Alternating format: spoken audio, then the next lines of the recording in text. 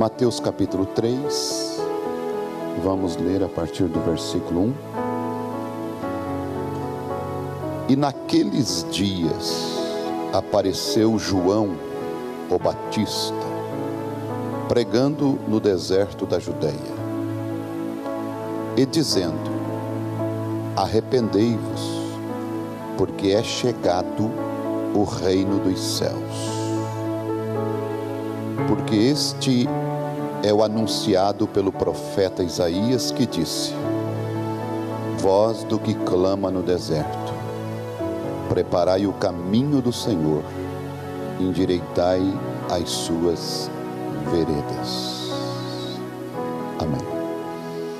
Bondoso Deus, nosso Teu Espírito Santo guiar esta palavra aos nossos corações. Nós te pedimos a Tua bênção vivificante sobre a palavra, sobre nossa mente, nosso coração, em nome do Senhor Jesus. Amém. Podem sentar.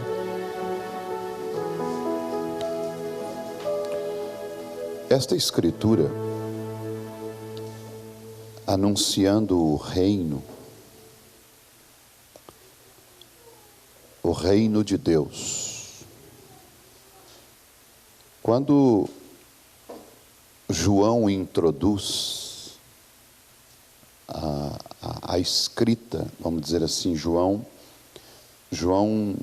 o Mateus começa a escrever, ele começa a escrever com um objetivo de anunciar que João estava anunciando o reino de Deus. Mas eu achei algo interessante na maneira como Mateus escreve esta passagem, porque ele primeiro dá ênfase ao anunciante. Ele dá ênfase ao anunciante. E o anunciante aqui é João. E o anunciado é Jesus, que é o reino. Mas ele dá ênfase ao anunciante, dizendo: e naqueles dias apareceu João, o Batista. Então ele dá esta ênfase ao anunciante. Aí no verso 2 ele coloca o que o anunciante veio anunciar, que seria Jesus. Dizendo, ele mostra a mensagem que João traz: arrependei-vos, porque é chegado o reino dos céus. Quando se dá esta palavra é chegado, nós sabemos que para Deus uma palavra é chegado pode demorar 10 anos. Para nós, no nosso tempo, né, é muito, mas para Deus não. Porque você tem que calcular que 1000 anos nossos são um dia para Deus. Porque Deus, ele é eterno. E ele se baseia na eternidade. Aí, quando ele, no versículo 2, encerra o que, na verdade, o João estava anunciando, no versículo 3, ele volta para o anunciado, para o anunciante. E vocês vão ver que ele relata características do anunciante. E parece como que ele esquece do anunciado. Aí ele diz assim: porque este, aí pensa-se que ele está falando de Jesus. Não, mas ele está falando de João. Ele volta a falar de João, não de Jesus. Mas nós sabemos que o objetivo principal do anunciante era apresentar Jesus, o reino. Mas Mateus, ele tem que descrever, ele tem que mostrar o anunciado, porque ele faz parte das profecias relacionadas ao anunciado que é Jesus. Vocês vão ver que ele teria que vir primeiro. Ele tinha que ser mostrado. E ele está pregando aqui. E alguém poderia muito bem dizer assim: bom, por que Mateus deu tanta ênfase a João, ao profeta, ao invés de Jesus? E nessa escrita, vocês vão ver assim, que ele separa o versículo 2, duas linhas para o anunciado, Jesus, e o restante para o anunciante. Um sermão que fala 2 palavras de Jesus e o restante do mensageiro. É o que está aqui, não é isto? E ele detalha o mensageiro. E ele cita as escrituras relacionadas ao mensageiro. Ele cita Isaías 40, versículo 3, voz do que clama no deserto, que é o versículo 3, porque este é o anunciado pelo profeta Isaías. Aqui ele está falando de João, não de Jesus. Que disse, voz do que clama no deserto, preparai o caminho do Senhor, endireitai as suas veredas. Então, há uma importância muito grande naquele que introduz, naquele que apresenta, né? Assim como também há uma importância muito grande quando a noiva é trazida ali, ela entra na igreja com quem? Com seu pai. Ele é o que introduz, né? Ele é o que apresenta para a noiva o seu esposo, porque o objetivo é, está aqui, né? A esposa que vai ser sua. Há uma ênfase, e aqui é exatamente isto. Nós vamos apresentar a Jesus, o reino de Deus, mas nós não podemos deixar de ver quem apresenta, que é o mensageiro, que é um profeta. Eu estou apresentando Jesus para vocês. Nós não podemos perder o foco de quem está anunciando, porque ele também está nas Escrituras. Também está na palavra de Deus. Correto? Nós não viemos aqui para ver homem, para se alimentar de homem. Nós estamos nos alimentando do corpo, palavra, do Filho do homem, que é Jesus Cristo. Este é o nosso alimento. Mas nós vamos ver aqui nesta leitura que o reino de Deus estava sendo anunciado e ele disse, olha, o reino de Deus é chegado. Por isso, meus irmãos, eu quero dar continuidade a este ensinamento a respeito do reino messiânico. Nós tivemos na última escola uma boa parte e agora nós sabemos que neste mundo atual, como nos dias em que Jesus chegou, quem dominava, quem reinava, era Roma. Hoje, quem reina, quem domina, ainda é Roma. Roma dita a religião, né? E Hollywood dita as modas. É assim, né? Então, mas o reino de Deus tinha chegado. E tinha chegado em uma pessoa. Foi tamanha a confusão devido estar no trono Herodes, estar no trono César e Jesus ser o rei. Vocês sabem que nos dias de Davi era rei, mas quem estava no trono era Saul. Não era assim? Quem tinha ungido Davi a rei foi Samuel. E ele já era o rei ungido e cheio do Espírito Santo, ao contrário de Saul, que estava endemoniado, mas estava no trono. O rei já estava ali, mas não tinha ocupado o reinado ainda. O rei já estava aqui, mas estava fora do trono, porque quem estava no trono era Herodes e César. Tanto é que quando Jesus foi colocado em xeque para ser julgado pela nação, eles disseram: nós não temos outro rei senão César. Lembram disto? Porque Pilatos disse: mas ele é o vosso rei, para os judeus. E eles disseram: nós não temos outro rei senão César. Veja, eles rejeitaram o seu rei. Então a confusão era grande em relação a isto.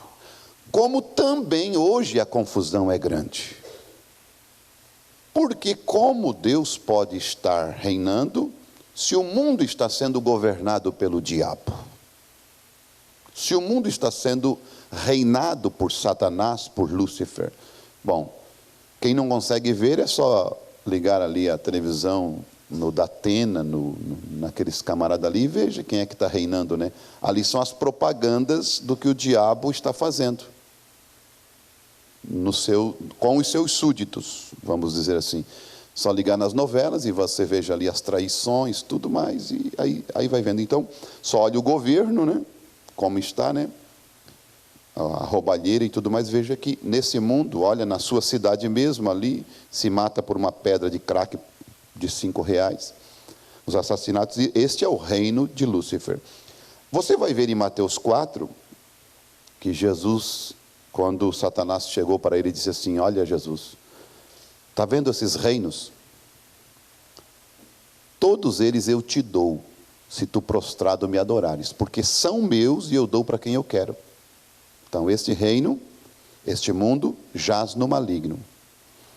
Agora, como pode haver um reino espiritual aqui na terra? Porque também, naqueles dias em que Roma governava, Roma reinava, havia um reino espiritual no meio deles. Aí você vai ter que ir para a mensagem quando, em Apocalipse capítulo 1, versículo 6. Você pode abrir aí para acompanhar, uma escola dominical, né? Apocalipse é o último livro da Bíblia, ali no capítulo 1. O último livro da Bíblia, no capítulo 1. Né?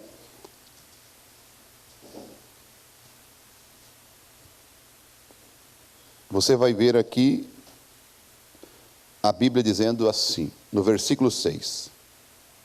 Apocalipse capítulo 1, o último livro, e o versículo 6. E nos fez reis e sacerdotes para Deus e seu Pai. A Ele glória e poder para todos sempre. Amém. E nos fez reis. Aí o nosso profeta começa a falar sobre este versículo, dizendo assim: Ele nos fez. Há certas verdades que precisamos enfatizar. Esta é uma delas. Ele nos fez. A salvação é obra dele. Do Senhor vem a salvação. Totalmente por graça. Ele nos redimiu com um propósito, ele nos comprou com um propósito. Ponto. Somos reis, reis espirituais. Nós vamos ser reis na terra com ele quando ele se assentar em seu trono. Isto será no milênio. Tá certo? Mas agora somos reis espirituais e reinamos sobre um reino espiritual. Lembram que Jesus disse: o meu reino não é deste mundo. Se fosse, os meus pelejariam por ele. O nosso governo, o nosso reino é espiritual. A nossa briga não é contra carne e sangue. Quando queremos defender um domínio, seja do nosso lar, dos nossos filhos, da nossa prole, e nós queremos defendê-lo das coisas do mundo, estamos brigando pelo nosso reino. E o nosso reino tem um estilo de vida, tem um modo de vestir, tem um modo de falar, tem um modo de se comportar. Como no reino do capeta é tudo à vontade, tudo sem ordem, tudo sem disciplina, eles implicam com o nosso reino, mas é porque nós estamos na dimensão deles, no reino deles. É como Daniel, Sadraque e Mesaque e Abednego na Babilônia. Mas eles não eram babilônicos, eles eram de um outro reino. E eles queriam que Sadraque, Mesaque, Abednego e Daniel se comportasse como babilônico e seguisse as regras da Babilônia. Mas eles não fizeram isso, porque o seu reino era outro e o seu rei era outro. O rei deles era Jeová, e o rei de Babilônia era Nabucodonosor, era Belsazar. O reino deste mundo é o diabo, é o que manda, é o que governa, é que está na mente da juventude, dos mundanos, dos perversos, entende? Em geral, dos governantes. Mas sobre nós governa outro reino. Eles não vão nos entender nunca, porque nós temos uma outra carta magna, uma outra constituinte, que é a constituinte palavra de Deus. Então vocês vão ver que antes que haja o natural, tem que primeiro haver o espiritual. Exemplo: quando Lúcifer começou o seu trajeto aqui na terra, na primeira era da igreja, na era de Éfeso, lá pelo ano 53 da nossa era cristã, depois de Cristo, quando Lúcifer começou, ele começou ali em Apocalipse capítulo 6, o versículo 1 e o versículo 2, que diz que olhei para ver e vi um cavalo branco e alguém assentado sobre ele. Aquele cavalo branco de Apocalipse 6 era o anticristo. Mas vocês vão ver que na primeira era da igreja, lá na era de Éfeso, ele começou como o quê? As obras dos nicolaítas. Obras dos nicolaítas. Diz o nosso profeta que era só um espírito. Então, primeiro teve que haver o espírito dos nicolaítas dentro da igreja, para depois haver a doutrina. Nunca se entra uma doutrina errada sem haver um terreno preparado, um espírito ali dentro.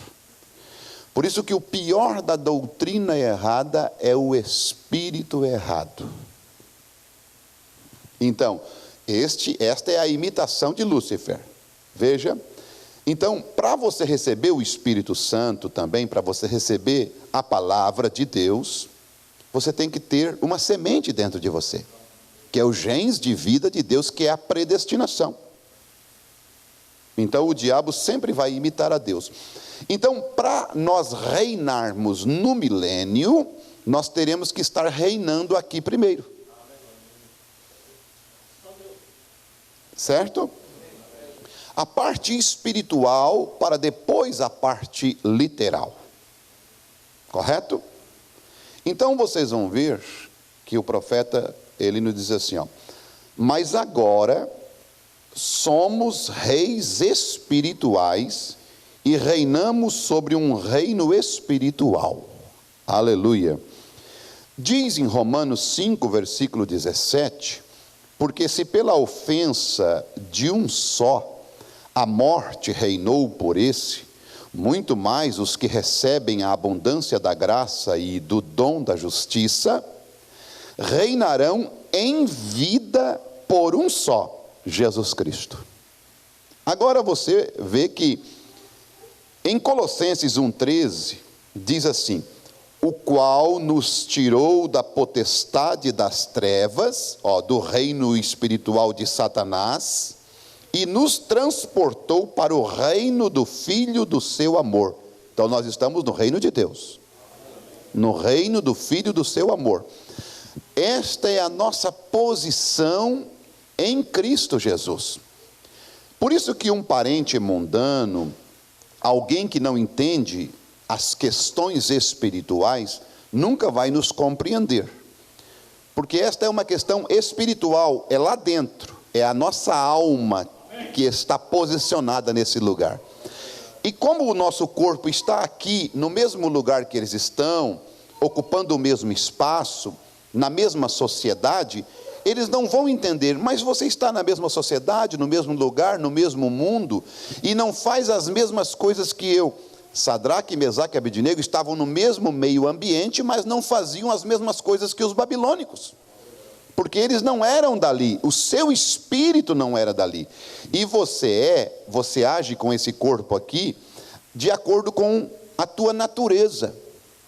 E a natureza é a tua alma, e essa tua alma, estando no reino espiritual, vai fazer com que o teu corpo haja segundo este reino espiritual.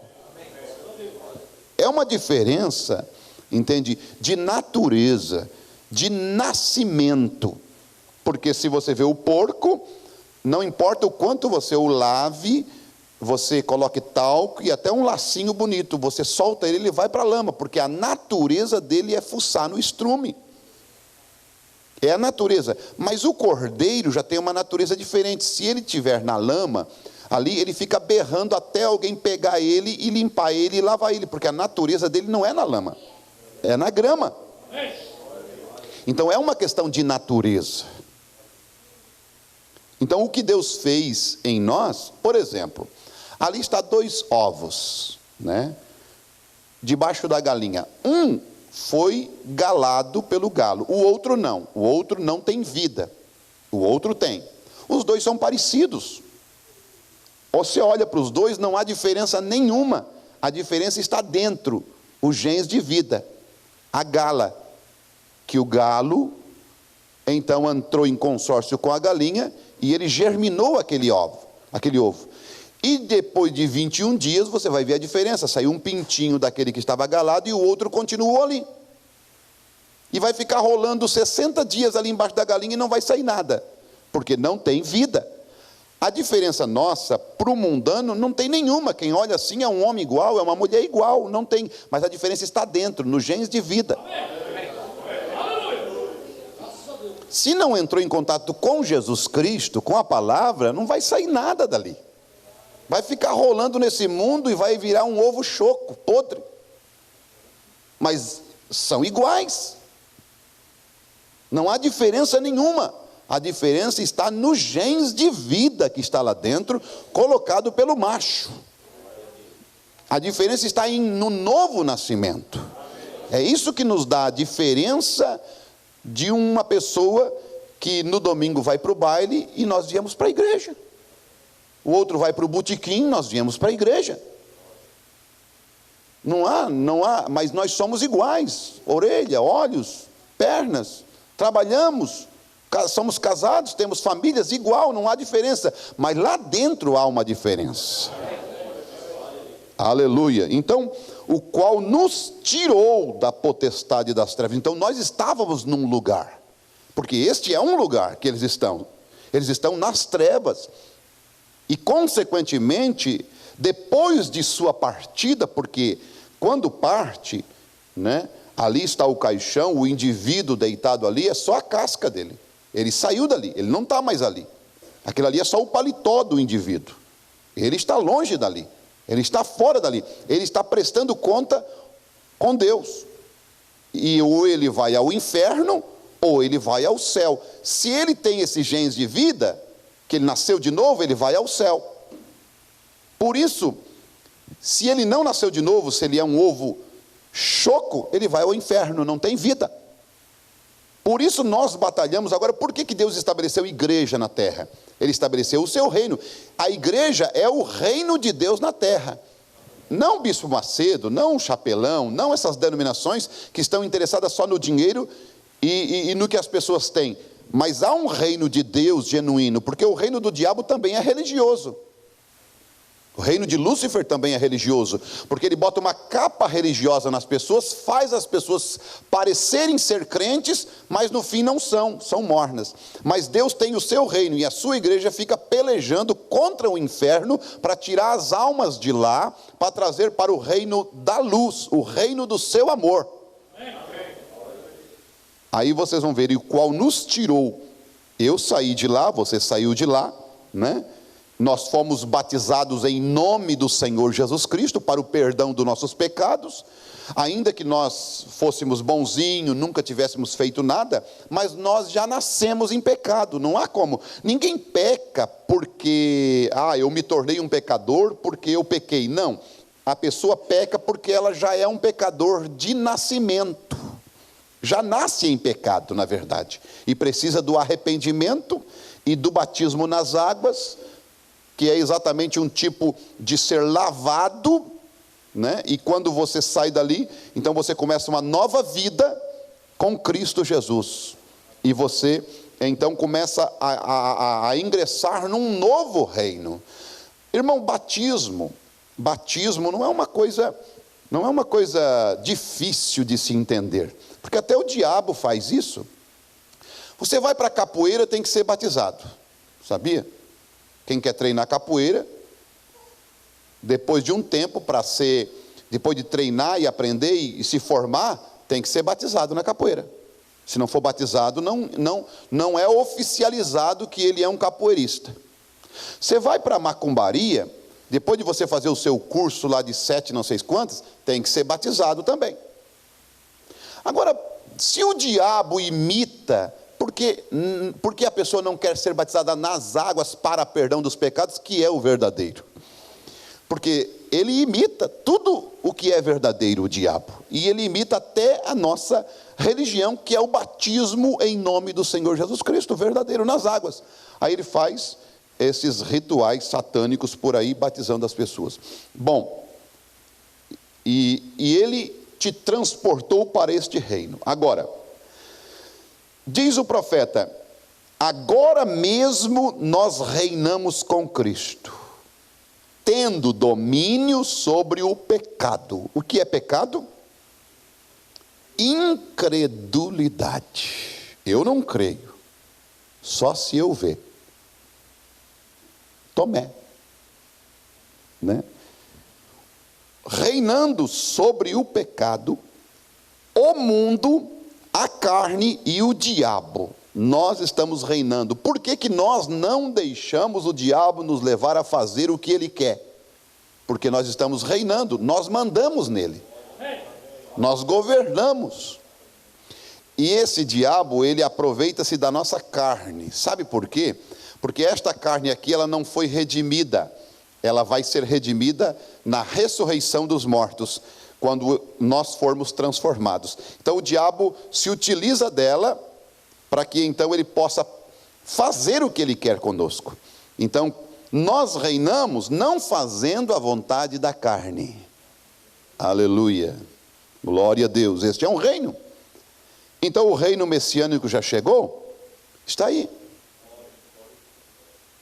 O lado espiritual dele. Mas na verdade o reino messiânico vai ser no milênio. Mas ele já está aqui.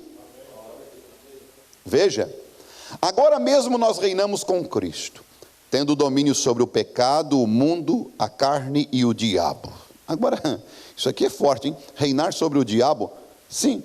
Anunciando o quê? Sua virtude e glória. Anunciando ele próprio. Pois é Cristo em nós, operando o querer e o efetuar segundo a sua boa vontade. Sim. Na verdade, mesmo agora, estamos assentados nos lugares celestiais em Cristo Jesus. Aleluia. Agora escute.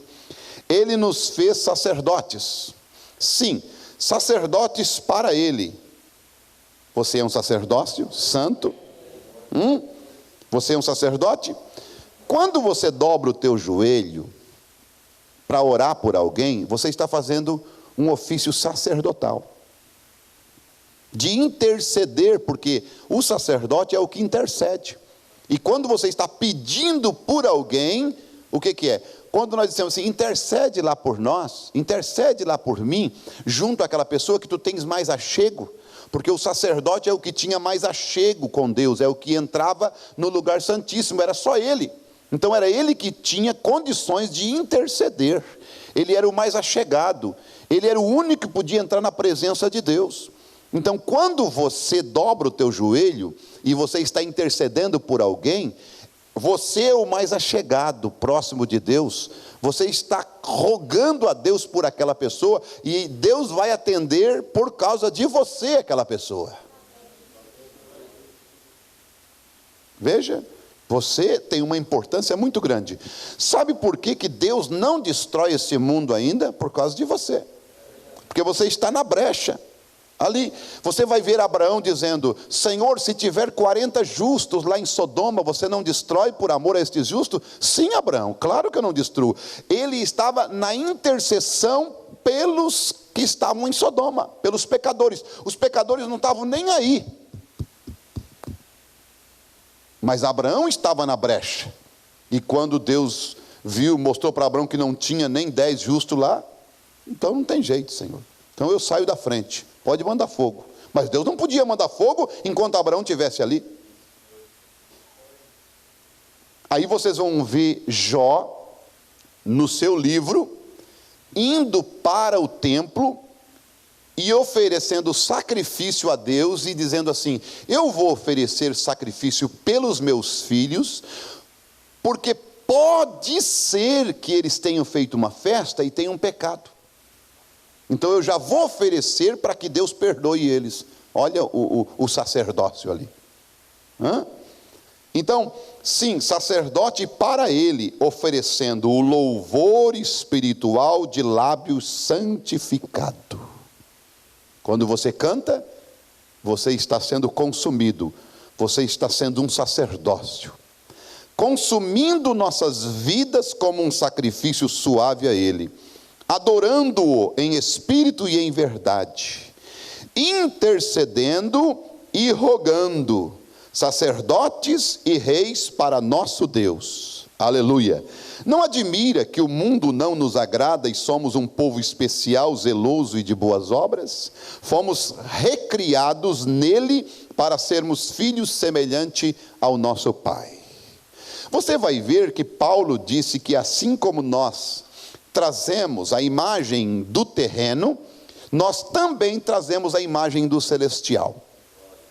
Eu trago a imagem do meu pai terreno, o Eloy Pisoni, as características físicas dele, porque eu vim dos genes de vida, da hemoglobina que estava no esperma, que estava nele, e eu tenho as suas características físicas. Este é o meu nascimento natural, mas lá dentro de mim tem uma alma que veio da parte de Deus. Meu pai não podia dar isto, meu pai não podia dar um espírito, ele podia dar esta carne aqui através do óvulo e dos genes da minha mãe, mas quem deu este espírito e esta alma foi o meu Pai celestial.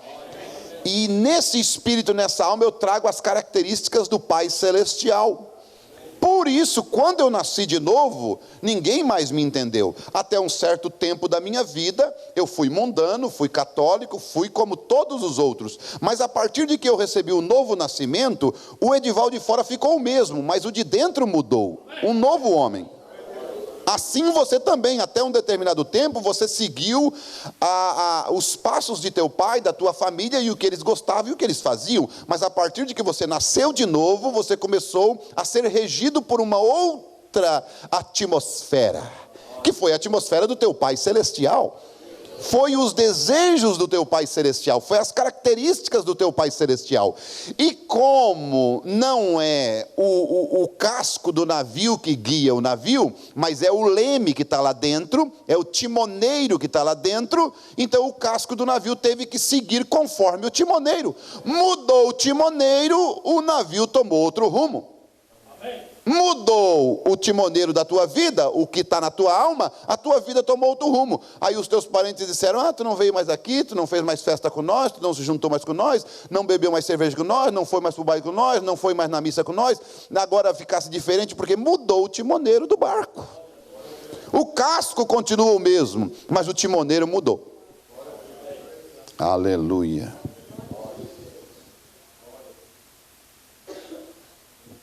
Então, no primeiro selo, o anticristo, o anticristo, ele montado num cavalo branco, Apocalipse 6, você pode abrir Apocalipse 6, ainda no último livro da Bíblia. Então, esta é a parte natural, aliás, espiritual, a parte espiritual. E na parte espiritual, irmão, ela vem antes da parte natural. aquela pedra de Daniel capítulo 2, eu creio que é o versículo 44 e 45, né? Capítulo 2, versículo 44 e 45. Aquela cortada sem mão, e que veio. Nós sabemos perfeitamente que literalmente ela encherá esta terra no milênio. Ela vai se tornar um reino que não vai passar a outro povo.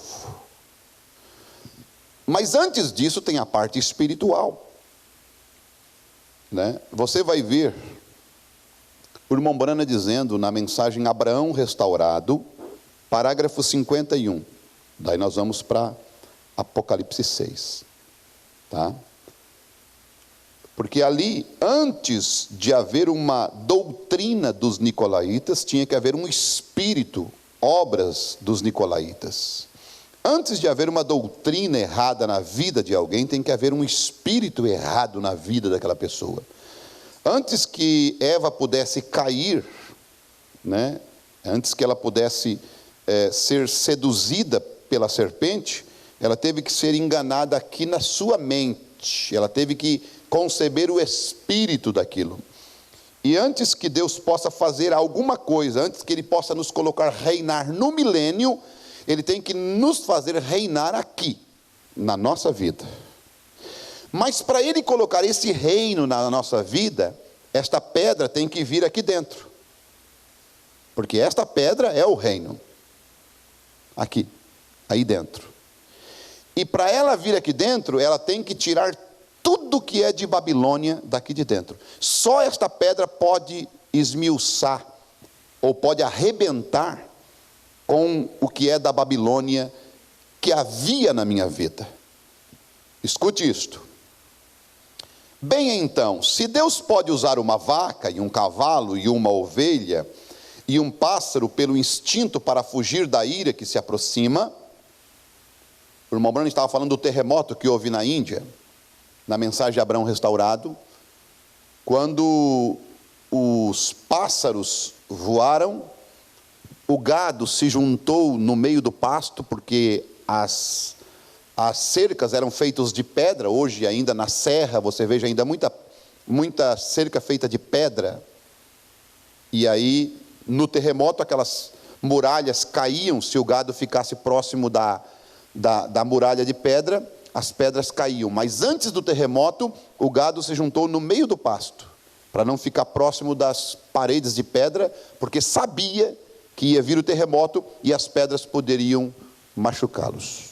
Aí o profeta diz assim: bem, então se Deus pode usar uma vaca e um cavalo e uma ovelha e um pássaro pelo instinto para fugir da ira que se aproxima, e você sabe que Ele usou isso no dilúvio. Os animais entraram na arca e fugiram do dilúvio. É melhor você se afastar destas grandes velhas paredes da Babilônia e fugir para Jesus Cristo, porque ela vai desmoronar e cair num destes dias.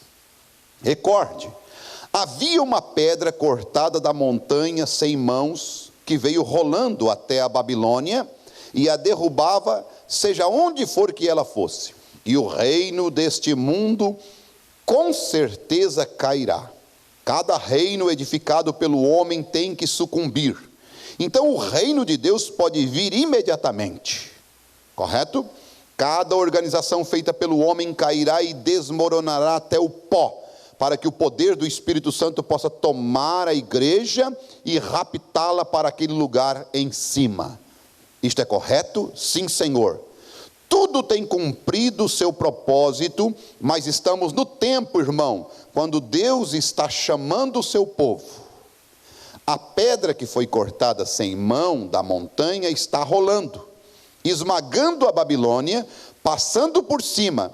Se afaste dos grandes muros, amigo.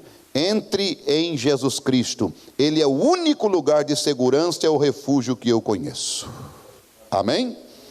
Então, a parte espiritual, ela está acontecendo, mas a pedra não veio ainda. Mas esta é a parte espiritual, porque ela literalmente vai vir quando, em Apocalipse 19, será na terceira vinda. a primeira vinda ele veio para redimir a sua noiva, ele foi no Calvário, que foi o tempo da expiação para Israel, que era a festa da expiação, uma das 7 festas de Israel, e uma delas era a festa da expiação, e ali foi exatamente no Calvário, mas Israel rejeitou a festa da expiação, o qual foi Cristo, e rejeitou com um bom motivo, para que eu e você pudesse ter a oportunidade. Então, quando eles rejeitaram aquele grande Messias, vocês vão ver que eu e você tivemos a oportunidade de recebê-lo. Então, esta pedra que está rolando agora, o lado espiritual dela, está esmagando tudo que é da Babilônia em nossa vida, porque ele está estabelecendo o reino dele dentro de mim, dentro de você. Mas um dia, ele virá. Olha, a primeira vez, o que ele veio? Ele veio redimir. A segunda, ele vem para buscar. E a terceira, ele vem com a sua noiva. Não há mais que 3 vindas de Jesus Cristo. Somente 3. Mas nós não podemos ficar limitados à primeira vinda como um evento. Não, a primeira vinda ele teve que nascer, ele teve que ter o seu período, ele teve que pregar, ele veio para redimir, ele teve que cumprir todo um conjunto de profecias. Na segunda vinda, no rapto, ele também tem que cumprir todo um conjunto de profecias. E vocês vão ver que nesta segunda vinda, quando que ele começou a vir para mim? Vocês vão ver que ele começou a vir para mim com o alarido, exatamente quando ele me despertou numa ressurreição espiritual, porque eu morava num sepulcro, num cemitério chamado Batista, e ele então me despertou dentre os mortos, e eu comecei a ser esclarecido a respeito deste reino. Ali começou a segunda vinda para mim. Sim, porque eu ouvi que ele vinha e saía ao encontro dele. Eu ouvi uma voz da meia-noite dizendo: saí-lhe ao encontro, e eu saí ao seu encontro. E eu estou ao encontro dele desde quando eu saí da Igreja Batista e me batizei nas águas. Quando que Israel saiu em rumo a Canaã? Quando eles saíram do Egito, ali Deus já estava marcando exatamente o período da saída deles, que ia levar eles com mão forte a uma terra que mana leite e mel, a uma terra larga. Aleluia. E Deus também, ele começou esta etapa. Então, como eu disse para vocês, quando Deus diz assim, olha, mas primeiramente ressuscitarão os mortos, depois nós os que ficarmos vivos, nós pensamos que esse depois é 1 minuto, 2 minutos, 3 minutos. Esse depois de Deus é um tempo, não é no nosso tempo, não é no nosso período. Veja, então nesta segunda vinda, esta segunda vinda se estende, sabe até quando? Nós vamos ser arrebatados, nós vamos sair daqui, e a sua segunda vinda ainda não terminou. A sua segunda vinda só termina, sabe quando? Quando começar a terceira, que é a nossa vinda para o milênio. Nós estamos nas bodas do Cordeiro e a segunda vinda não terminou ainda. Sabe por quê? Porque quando ele deixa nós no palácio, como José deixou a Zenate no palácio e foi se revelar aos seus 11 irmãos, ele deixa nós nas bodas do Cordeiro e vai aos judeus, ali ainda é segunda vinda. São os acontecimentos da segunda vinda. Veja, e os acontecimentos da segunda vinda não é simplesmente ele vir e raptar a sua noiva. Não, aquilo ali é o acontecimento do rapto. Aquilo ali é um dos mistérios do 7º selo. Um deles. Porque no 7º selo, bom, eu vou parar aqui porque eu vou chegar lá. Mas a terceira vinda é exatamente quando a pedra vem. A terceira vinda é exatamente quando a pedra vem, para o milênio. Aí sim, nós viremos com ele. Apocalipse 19, montados em cavalos brancos. E ele vem. Aleluia. E esta é a terceira vinda. E a terceira vinda é o milênio completo, porque o milênio é tempo. Aleluia. E dizer que o tempo acabou depois que o anjo forte pisou, é dizer que não, que aquilo ali foi depois do milênio. Porque no milênio ainda é tempo, né? Mas, veja, primeiro selo, o anticristo. Abriram em Apocalipse 6? Gente, vocês têm que dormir mais cedo, hein? Para não começar a dormir na escola. Aliás, eu tenho que botar uma taxinha. Uma taxinha do quê? Não é taxinha dessas de pregar coisa, não. É taxinha, uma taxa em valores. Taxa como assim? Taxa para quem dorme no culto, R$50. Vai ficar se beliscando direto para não dormir, né? Mas, irmãos, o irmão Francisco diz que, que Deus abençoe os irmãos, vou contar o que se passou, veio muitas lutas, mas eu e a minha família dando glória a Deus, aleluia. A Jesus todas as lutas. Jesus ajudou-nos e nós vencemos todas as lutas e depois veio a bênção.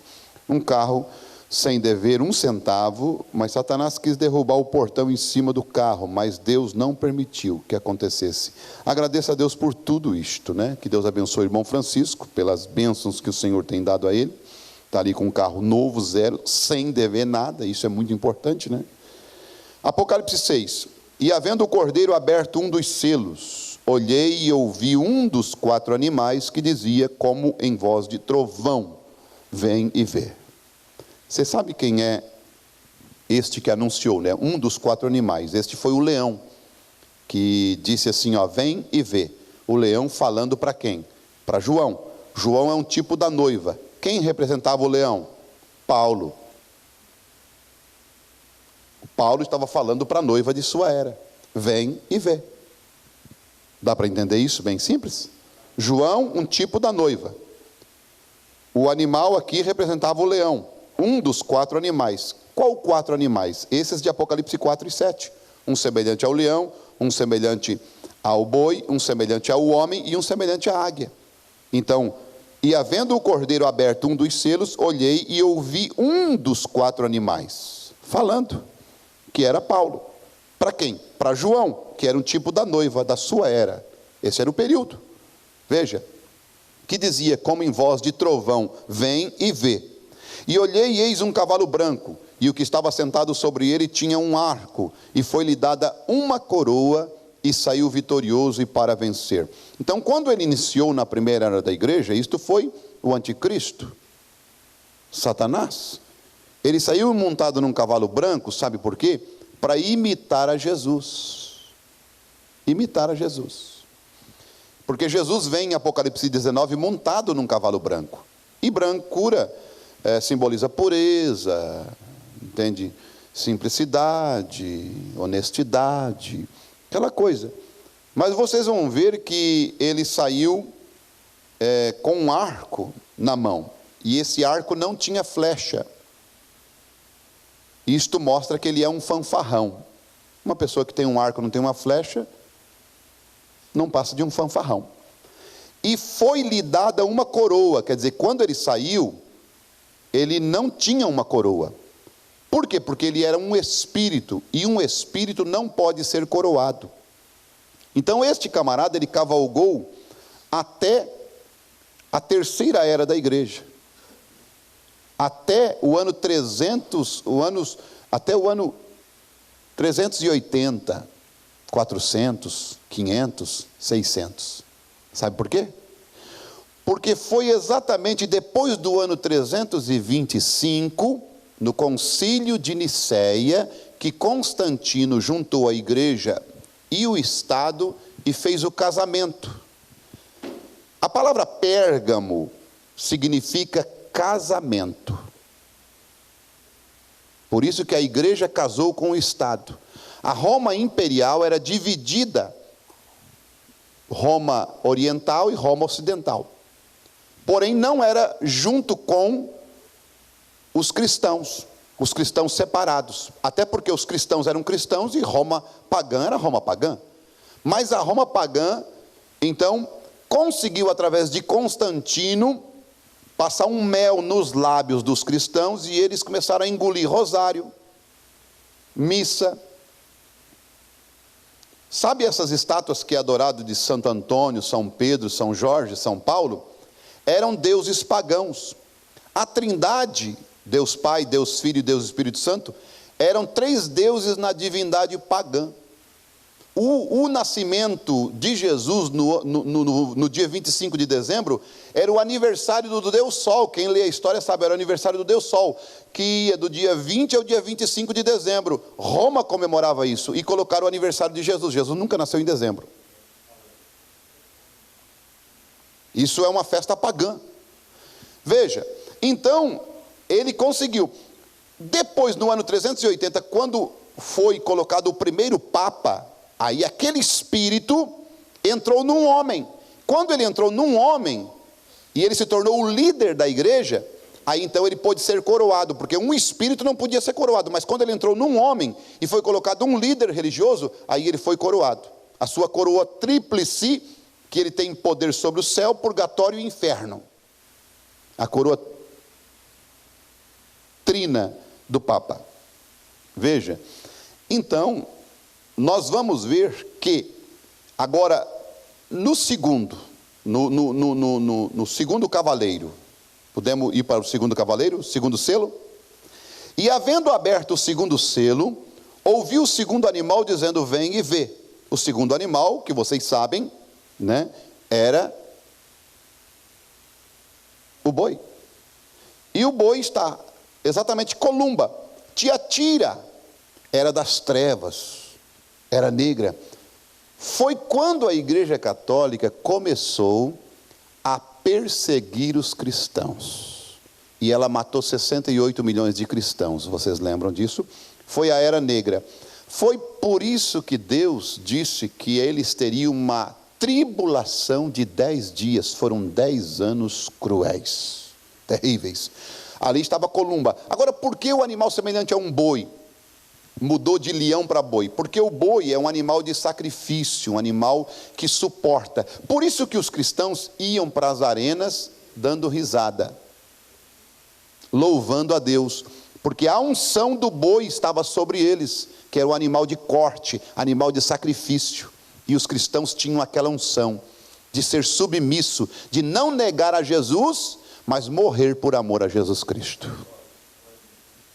E aí o que a Igreja Católica fazia? Ela matava as pessoas e ficava com os bens, e eles foram enriquecendo.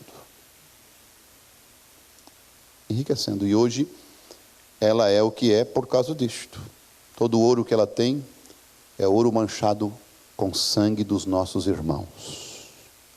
Por isso que lá em Apocalipse 17, vocês sabem disto, falando aqui entre nós, bem baixinho, ela está embriagada com o sangue dos santos. Sim, ela bebeu tanto sangue que ela está embriagada com o sangue dos santos. Nós não temos nada, nem um pinguinho de ódio das pessoas que estão lá dentro. Nós temos ódio é do sistema. As pessoas são boas, as pessoas são amáveis, as pessoas são inocentemente enganadas, mas o sistema é que é do diabo, certo? Mas as pessoas são maravilhosas e precisam de Jesus Cristo. Elas precisam ouvir a voz de Deus dizendo, sai dela, povo meu, para que não incorra nas suas pragas e não torne participante dos seus pecados. A pessoa pode dizer, mas eu estou lá, mas eu sou inocente, o culpado é eles. Então anda com um grupinho de cheirador de cola e fumador de pedra, e você não bota nenhuma pedra na boca, não cheira, não faz nada. Anda com eles. E aí a hora que a polícia bater, até você explicar que focinho de porco não é tomada, você vai passar uns dias na cadeia. Anda, aquela mocinha anda com as meninas periguete, que eles chamam, né? Anda com as prostitutazinhas aí, ela pode ser tão limpa, tão virgem quanto, entende, um lírio. Mas se ela anda com um grupinho de meninas de má fama, o que é que eles vão dizer? Lá vai elas. Não é? Eles não vão dizer, a fulana lá não é. Eles vão englobar tudo. Por isso que a Bíblia diz, sai dela, povo meu, para que não incorra nas suas pragas e não torne participante dos seus pecados. Aí você vai para o Salmo 1 para não, o quê? Não se assentar na roda dos escarnecedores. Veja. Então ali estava exatamente isto. Tiatira. A unção do boi estava sobre Columba. e Columba estava dizendo para João, para a noiva do seu dia: olha, o que está acontecendo agora é que esse camarada, e saiu outro cavalo vermelho, e ao que estava sentado sobre ele foi dado que tirasse a paz da terra, e que se matasse uns aos outros, e foi-lhe dada uma grande espada. Matou 68 milhões de cristãos, esse diabo, em nome de Deus, né? Vamos para o terceiro selo. E havendo aberto o terceiro selo, ouvi dizer o terceiro animal: vem e vê. Quem era o terceiro animal? Semelhante ao homem. E semelhante ao homem, por exemplo, olha, o leão fala do rei, o evangelho real. O boi fala do animal de corte, sacrifício, perseguição. E o homem fala de perspicácia, sabedoria, inteligência, conhecimento. E olhei, e eis um cavalo preto, e o que sobre ele estava sentado tinha uma balança em sua mão. Este é Lutero e Wesley. Lutero foi o que iniciou inteligência, sabedoria. Ele foi um agostiniano, né? Um santo da Igreja Católica, um padre da Igreja Católica, que casou com uma freira chamada Catarina, e junto com ela ele tirou mais 5 freiras do convento, e casou com uma. E ele, então, entendeu pela Bíblia, quando ele foi no Vaticano, que não precisa fazer penitência para ser perdoado. Não precisa subir escadaria de joelho para ser perdoado. Não precisa pagar para ser perdoado. Indulgência. Por que aqui diz assim, ó, uma balança na mão? E o que ele dizia? E eu ouvi uma voz no meio dos 4 animais que dizia: uma medida de trigo por um dinheiro. Foi o período das indulgências, quando a Igreja Católica vendia, por exemplo, o irmão Denilson queria cometer um pecado. Aí então ele vinha até mim, eu dava uma carta, entende? Para ele dizendo: pode cometer que tu está perdoado. E ele me dava R$100. É isso que a Igreja Católica fazia: uma medida de trigo por um dinheiro, uma medida de cevada por um dinheiro, vendendo a palavra, dizendo que a igreja tinha poder para perdoar pecado, e quem quisesse beber, fumar, matar, prostituir, fazer, fica à vontade, contanto que tinha uma carta do Papa com dinheiro. E, por exemplo, se alguém desse um dinheiro grande, alguém tivesse, aí foi inventado o purgatório. O purgatório foi inventado pelo seguinte: foi inventado para que as pessoas pudessem pagar um dinheiro, e através daquele dinheiro a alma que estaria no purgatório fosse para o céu. Era um intermediário, não estava nem no inferno nem no céu, ficava no purgatório, ficava numa sala de espera ali. Mas se a pessoa desse uma quantia em dinheiro, tu tens um parente que está no purgatório, o padre disse que ele está no purgatório, porque ele não foi nem para o céu nem para o inferno. Então, dá um dinheiro que eu rezo uma missa e ele sai do purgatório e vai para o céu. Beleza, né? Fácil assim, né? Sabe o que o diabo estava fazendo? Ele estava tirando o sangue de Jesus, tirando o arrependimento das pessoas, tirando aquilo que vem do coração, que a pessoa precisa se arrepender, se acertar, se corrigir, pedir perdão. Estava fazendo isso. Aí podia pagar em dinheiro. Por isso que aqui diz: uma medida de trigo por um dinheiro. Entende?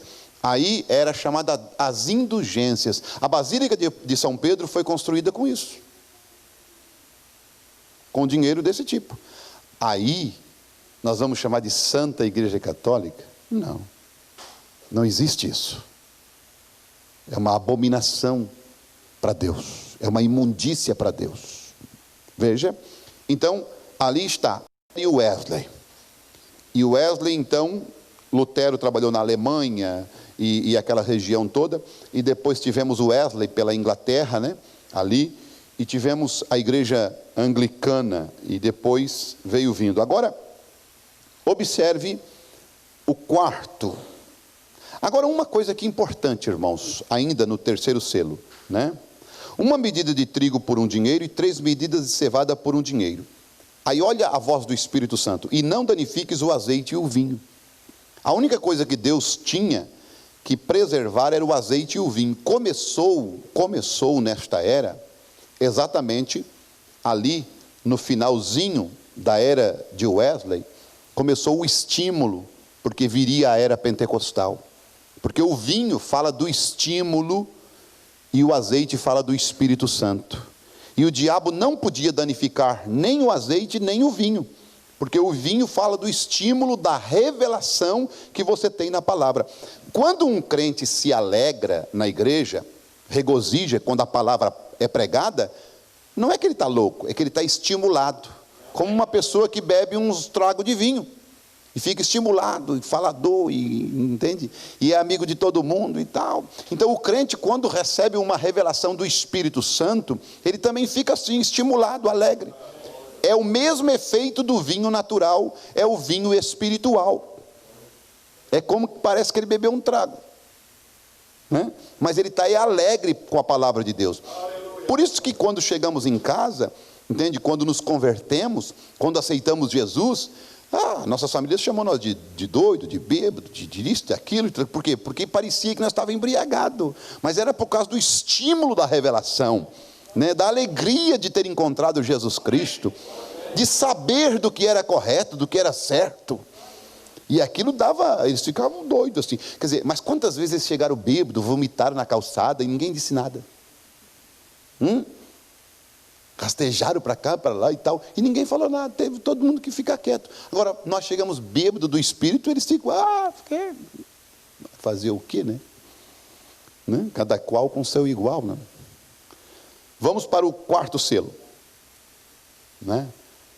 E havendo aberto o quarto selo, ouvi a voz do quarto animal. Qual era o quarto animal? A águia, né?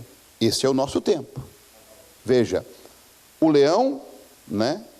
Era o Paulo, que era exatamente o animal que andava na terra, o rei. O boi, um animal que andava na terra, um animal de corte e sacrifício. O homem, também um animal que anda, mas sabedoria e inteligência. A águia voando nas alturas. É o nosso período, é uma unção diferente. Não é uma unção de terra, é uma unção de altura. Voando. Por isso que vamos dizer, é a era mais gloriosa, mais tremenda, mais linda, porque é uma unção de altura, né, de vida espiritual, né? E esta águia está dizendo para João, para a noiva do último dia: vem e vê. E olheis, eis um cavalo amarelo. Agora, o que é o amarelo? Vocês vão ver que nós tivemos o cavalo branco, nós tivemos o cavalo vermelho e o cavalo preto. Aí você junta o branco, o preto e o vermelho, que cor que dá? Amarelo. Esse cavalo amarelo é uma mistura das outras três cores. É os três juntos. Agora você pensa no cavalo branco, no cavalo vermelho e no cavalo preto junto, num cavalo amarelo. Essas três unção junto. Assim também a unção do leão, a unção do boi, a unção do homem estão nessa águia. A justificação, a santificação e o batismo do Espírito Santo. Então, nós somos leão, temos o espírito de sacrifício, né, de suportar, não é assim? Temos a inteligência, a sabedoria do homem, mas temos a visão da águia. Veja, tudo em nós. Assim como este que está montado no cavalo amarelo, olha só, se chama morte. Por quê? Juntou-se o quê? O espírito do anticristo, se juntou então a perseguição no cavalo vermelho, morte natural, e se juntou vamos dizer assim, o comércio da palavra, e fez uma mistura e virou em morte, né? E olha só o que segue a morte: e o inferno o seguia, e foi-lhe dado poder para matar a quarta parte da terra, com a espada, e com fome, e com peste, e com as feras da terra.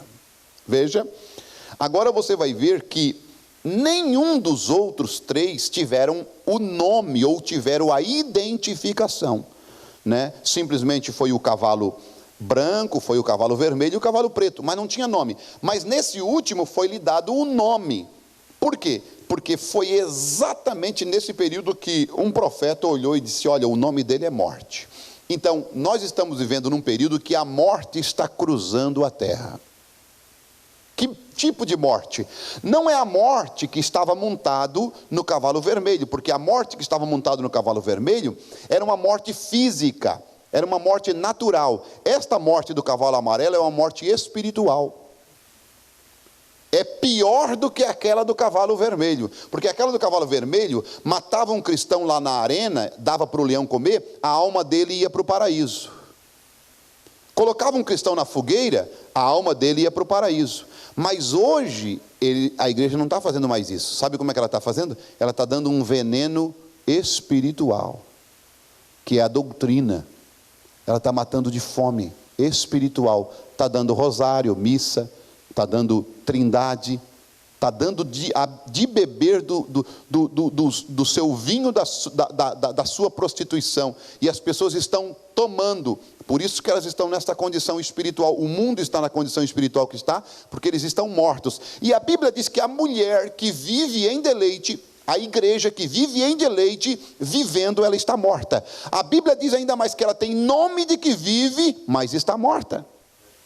Então eles estão mortos espiritualmente. Estão indo na igreja, estão tomando hóstia, estão indo na igreja dando glória a Deus, estão dizendo que são crentes, mas na verdade estão mortos espiritualmente, porque beberam de uma doutrina que os matou.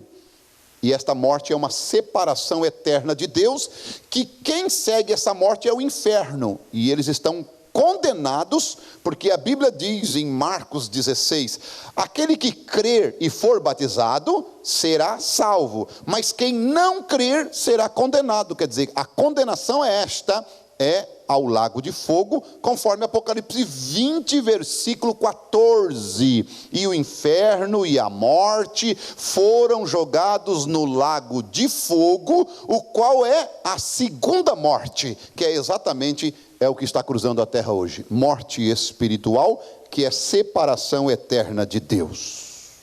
Está dando para entender? Agora vamos para o quinto selo.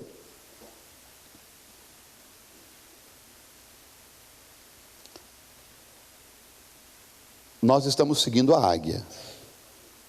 A águia é visão, enxerga longe, vê o que os outros não vê.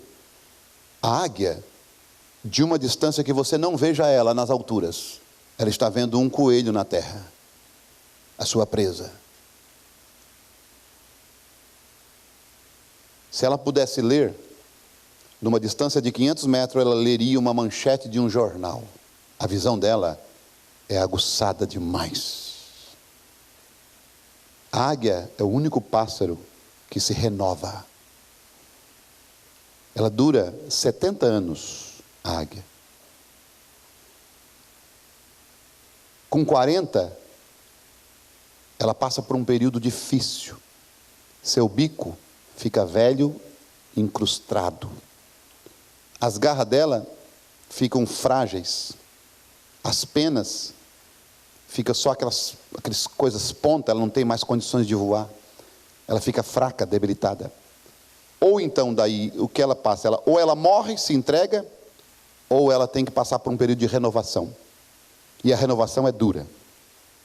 Ela tem que arrancar o bico numa pedra. Ela passa na pedra o bico até cair. As garras dela tem que arrancar tudo. As penas ela tem que arrancar tudo. E ela vai para um lugar deserto. E ela perde tudo, perde bico, perde as garras, perde as penas e fica ali. Nesse período, é difícil para ela. Mas ela tem que passar por isso para ela poder viver mais 30 anos. Senão ela morre com 40. E você vê que cada cristão passa por um período assim. Chega uma certa fase na vida, ou ele se renova, ou ele se acaba, ou ele se desvia, ou ele morre.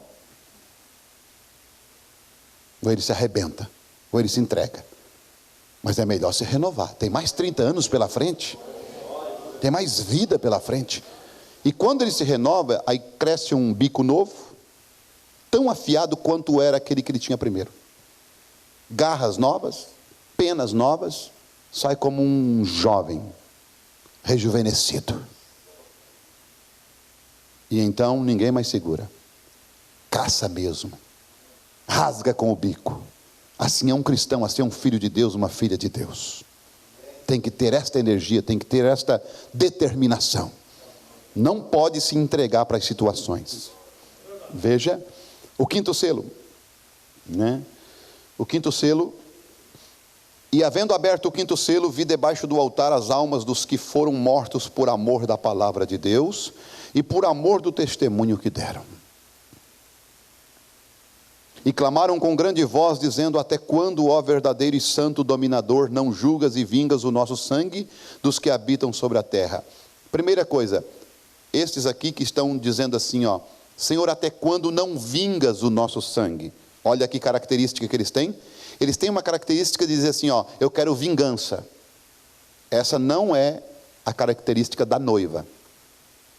Um indivíduo que quer se vingar, ele não é noiva. Porque isso é uma característica dos judeus. Vocês lembram de José? José era justo, não era? E o que ele diz? E José, sendo justo, quando ele soube que a Maria estava grávida, porque a Maria estava grávida sem conhecer homem, e quem é que vai convencer o José que a mulher vai engravidar sem conhecer um homem? Mas a profecia de Isaías 7,14 dizia que uma virgem conceberia e daria à luz a um filho. Quer dizer, seria uma obra do Espírito Santo, porque Jesus não era fruto de um homem, era de Deus. Então uma virgem tinha que engravidar, mas justamente caiu a pena na cabeça do José. Infelizmente, ele que foi o escolhido para suportar isso. E agora? Mas até dizer que aquilo não era nada, que ela tinha arrumado um namorado lá, ele ficou pensativo. Tudo bem, é difícil, eu vejo honestidade em ti, mas é muito difícil eu aceitar um negócio desse, Maria. Não tem como, você engravidar sem conhecer homem? Puxa.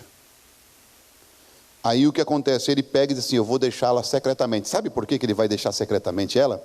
Porque uma mulher que é apanhada grávida antes de ser casada em Israel, ela era apedrejada, morta.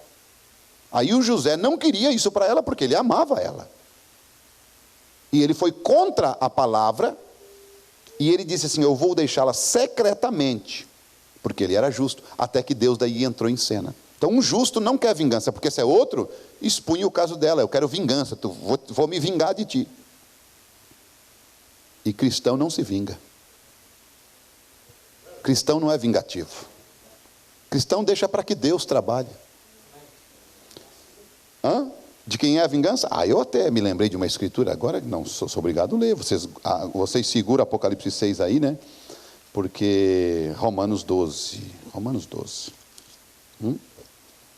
Romanos 12. Romanos 12. Isso. Romanos 12.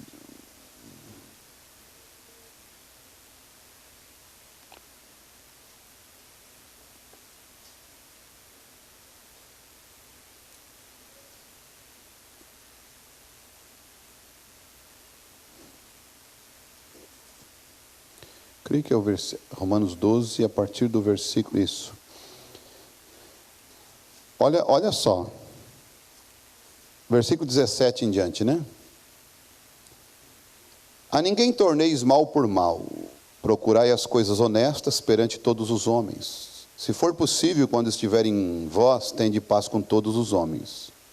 Não vos vingueis a vós mesmos, amados, mas dai lugar à ira, porque está escrito: minha é a vingança, eu recompensarei, diz o Senhor. Portanto, se o teu inimigo tiver fome, eu dou um copo de veneno, dá-lhe de comer. Se tiver sede, dá-lhe de beber, porque fazendo isto amontoarás brasas de fogo sobre a sua cabeça. Não te deixes vencer do mal, mas vence o mal com o bem. Então, uma pessoa que se vinga, ela deixou ser vencida pelo diabo. O diabo venceu ela, possuiu ela. É o que diz aqui: não te deixes vencer do mal, mas vença o mal com o bem. Tem uma maneira de vencer o mal? É fazendo o bem. Então, esses aqui são judeus. Quinto selo, né?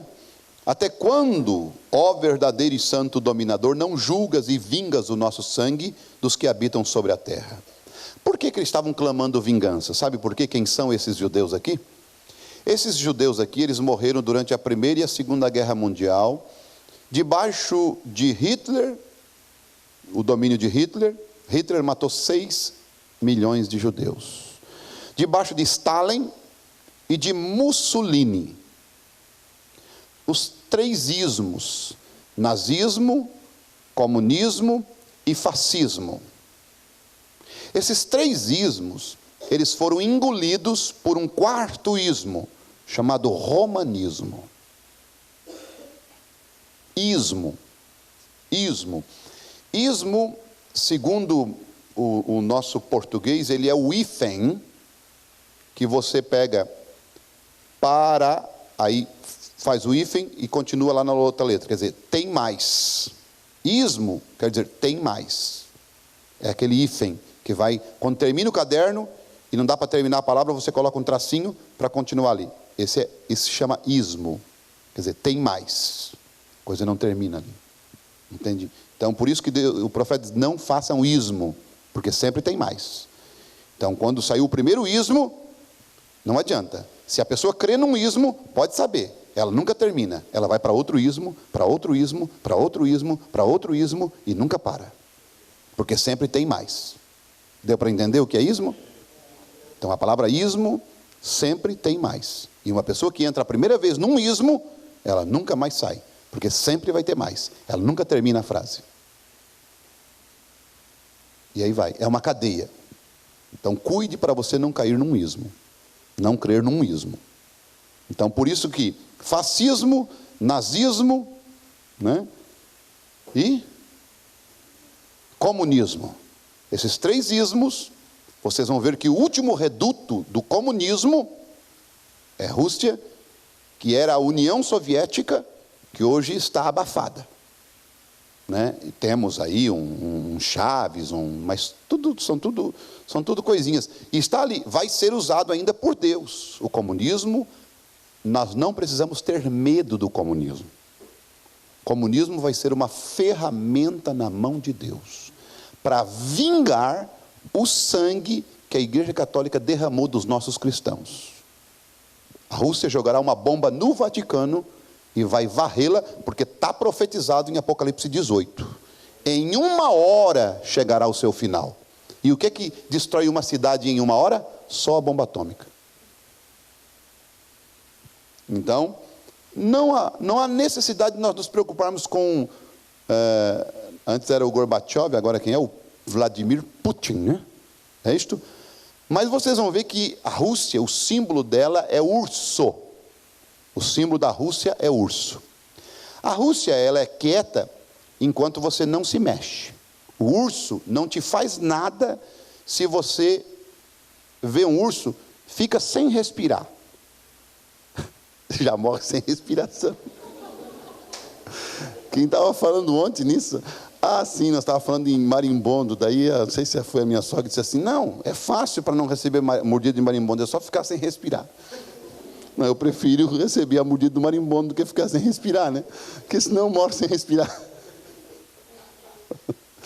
Mas é só para descontrair um pouco, né? Então, mas o urso, se você ficar quietinho, respira bem quietinho, ele não te toca. Ele vem ali, cheira você.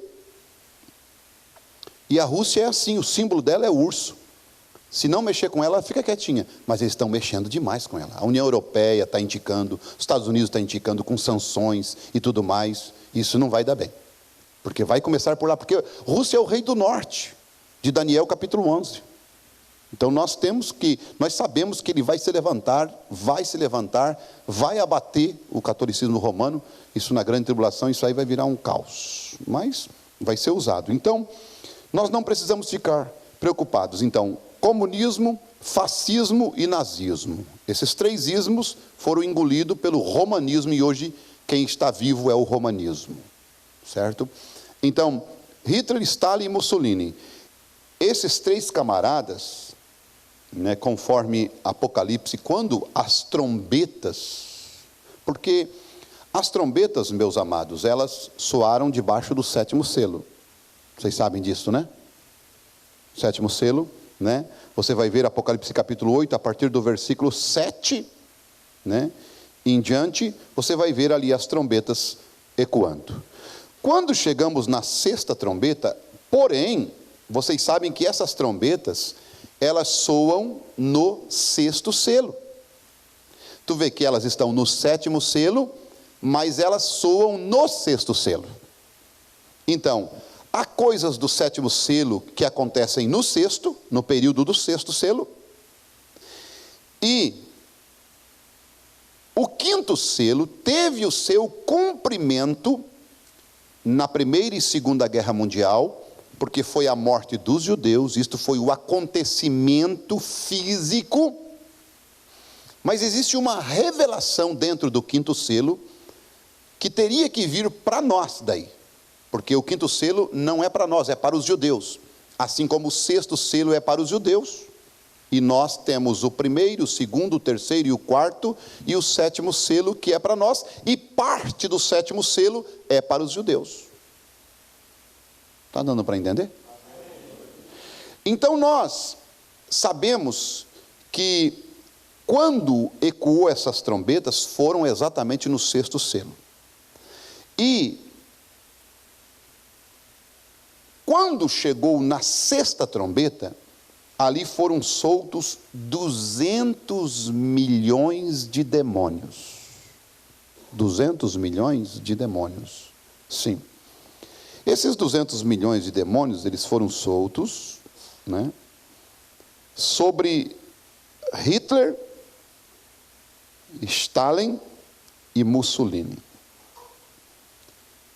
E o profeta de Deus diz assim: e observe o que acontece sob essa sexta trombeta. Nós estamos falando do quinto selo. Mas para falar do quinto selo, tem que se ir para o sétimo selo e também para o sexto selo. Você não pode falar do quinto selo sem tocar no sexto e no sétimo selo. Por quê? Porque as trombetas acontecem no sexto selo, mas elas estão escritas no sétimo selo, reveladas no sétimo selo. E são acontecimentos que acontecem exatamente no quinto selo, fisicamente. E eu vou falar das duas revelações que é para nós, do quinto selo, que estava oculta até o quinto selo ser aberto. Depois que o quinto selo for aberto, para nós ficou claro, foi então como que iluminasse a nossa mente para algo. E eu vou passar por ela aqui, antes que eu vou chegar nela aqui. O quinto selo,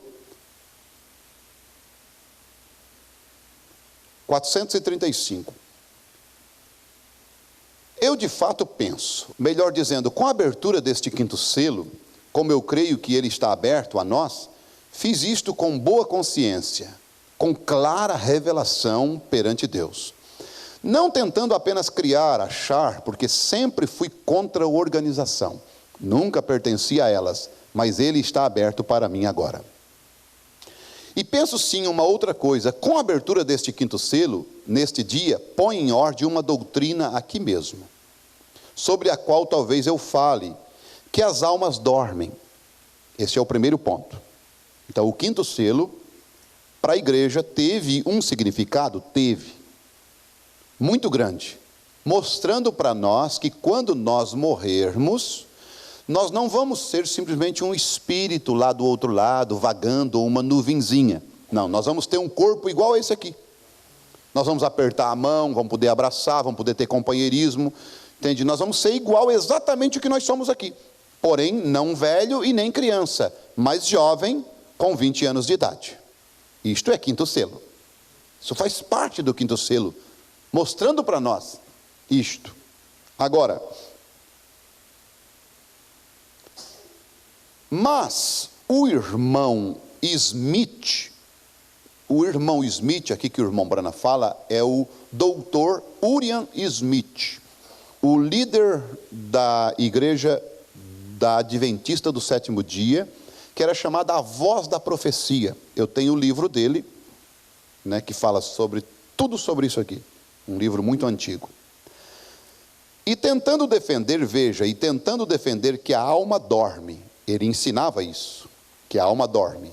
Os adventistas ensinam isso e os testemunhas de Jeová ensinam isso, que uma pessoa parte e ela dorme e ela fica inconsciente. Mas o quinto selo veio mostrar que você aparece lá do outro lado. Se você parte daqui um bêbado, você aparece um bêbado.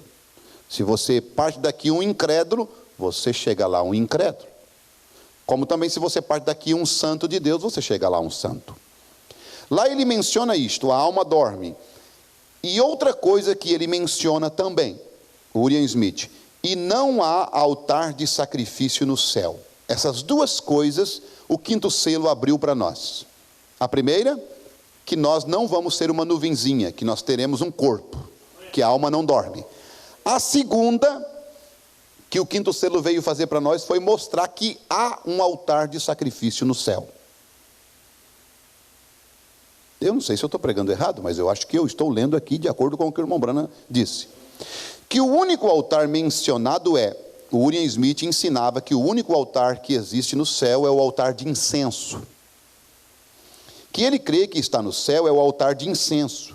Mas para vocês, estimados, e não para discordar do nosso irmão, eu irei, espero me encontrar com ele do outro lado. Veja, não para discordar desse grande professor, mas somente para lhe mostrar como isto prova o contrário. Veja, prova o contrário. O quinto selo prova o contrário. A abertura desse selo, neste último dia, elimina totalmente o ensino que a alma dorme.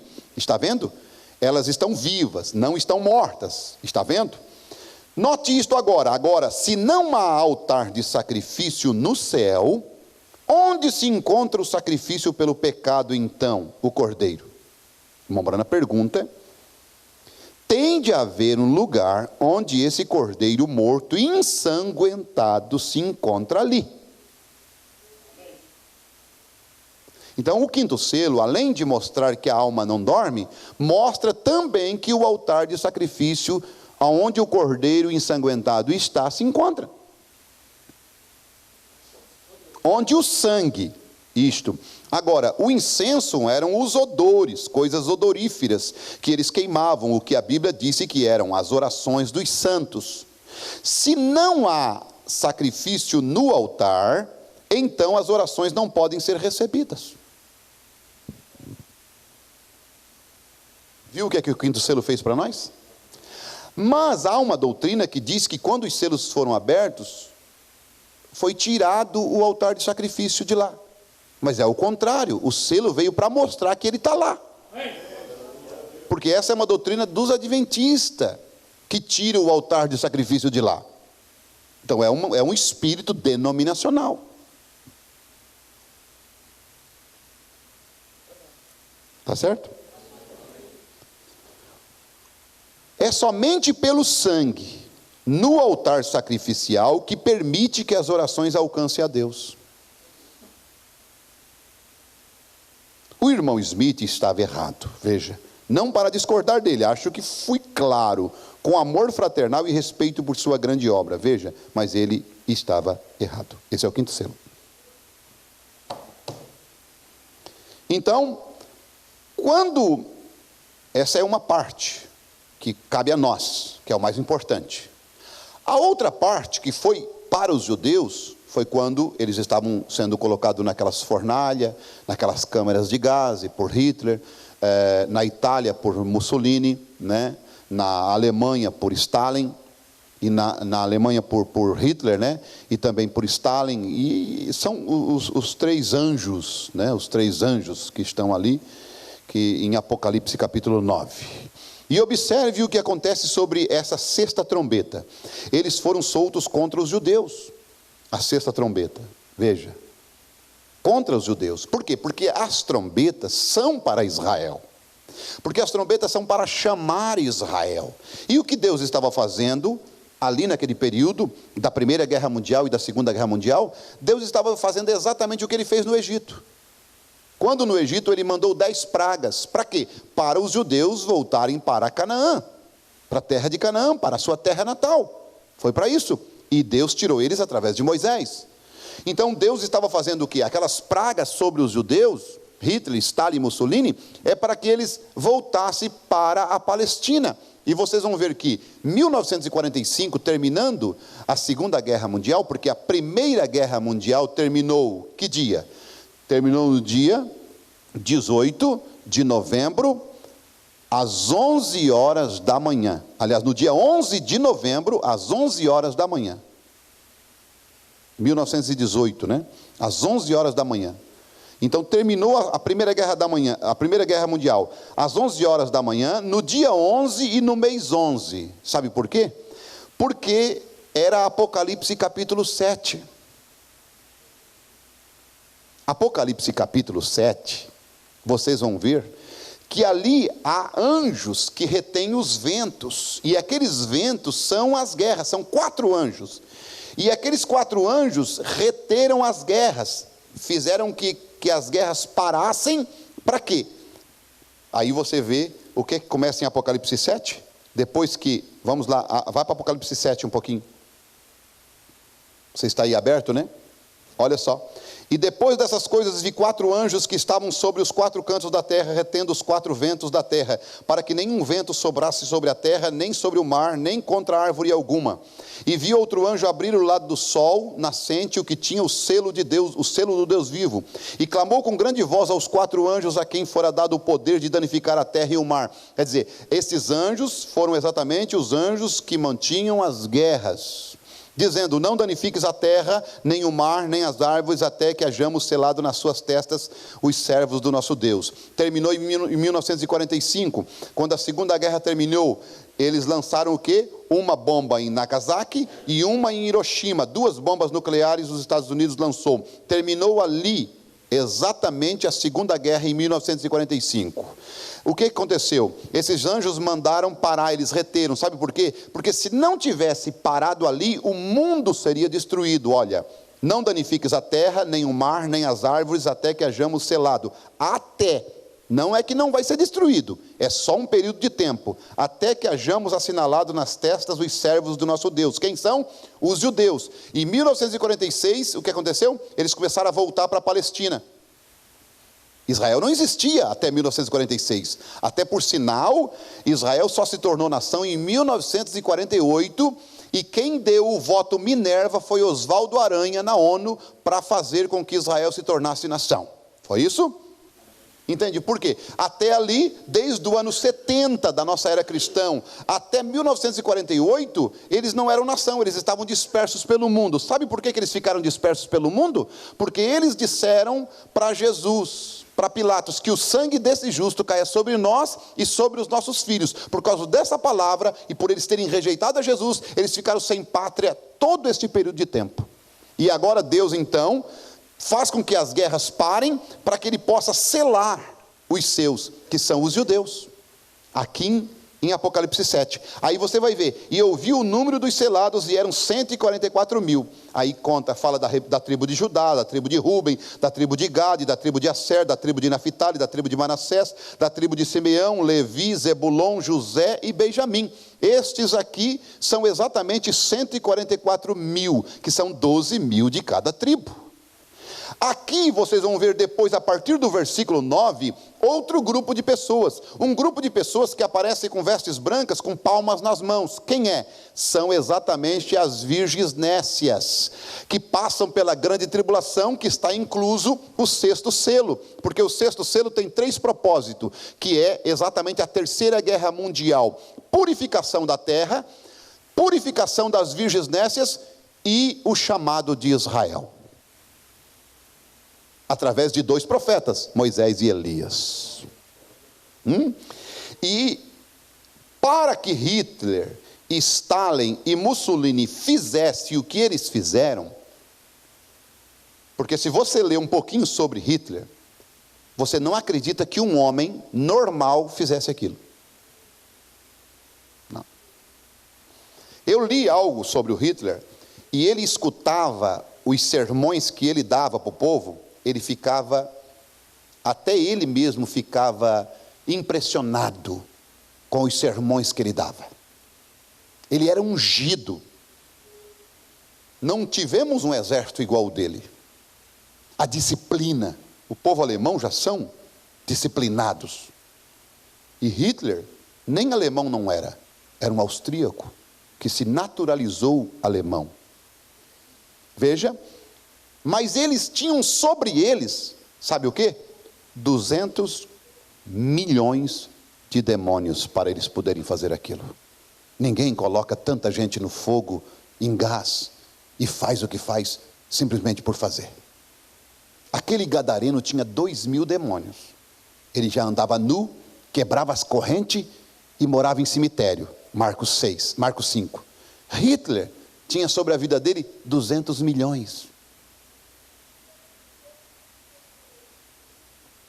Hitler não era nem um endemoniado, ele era o próprio demônio em pessoa. Então você veja isso agora. E aonde está isto agora, pastor? Esses 200 milhões de demônios fizeram o seu propósito, cumpriram o seu propósito em Hitler, Stalin e Mussolini. Eu vou encerrar com isso aqui, porque não tem jeito. Nós vamos lá para as 3 da tarde para terminar, porque eu ainda não consegui chegar aqui nas minhas anotações. Aonde estão esses 200 milhões de demônios agora? 183, vou encerrar aqui. O que fez? Na astúcia, como ele disse, ele entra com engano. E o que fez ele? Ele está fazendo o concílio ecumênico protestante das igrejas do mundo. O espírito do anticristo sobre ambos, trazendo-os à matança, assim como eles fizeram no outro, na hora de chamar a noiva. Como? Soltos no espírito eclesiástico da igreja. Soltos contra quê? Não contra as denominações, contra a noiva. Mas aqui está. Mas aqui vocês entenderão, a noiva não vai passar por este tempo. A Bíblia diz que não, a igreja vai, mas não a noiva. Vocês podem ver isto, ministros? Vocês podem ver isto? Aqueles 200 milhões de demônios que foram soltos literalmente sobre os judeus, contra eles, agora está contra nós na parte eclesiástica, na parte espiritual. Então todas essas denominações, concílio ecumênico, estão ungidas com 200 milhões de demônios. Por que essas denominações estão mundanas do jeito que estão? E por que até então elas não eram mundanas e agora elas se tornaram? Porque esses 200 milhões de demônios que estavam sobre esses homens vieram sobre eles. E eles estão andando do jeito que estão. Mulheres com calça comprida, cabelo cortado, batom, brinco e tudo quanto é imundícia do inferno. Esses 200 milhões de demônios estão ensinando nos púlpitos que não tem problema, que isso não vai dar nada. Estão ungindo, assim como eles ungiram Hitler, Mussolini e Stalin para matar os judeus, eles estão ungindo os pregadores para matar as pessoas espiritualmente. E você está livre disto, porque você está debaixo da unção da águia. Que Deus nos ajude, né? Se coloquem de pé. Por hoje é só, pessoal.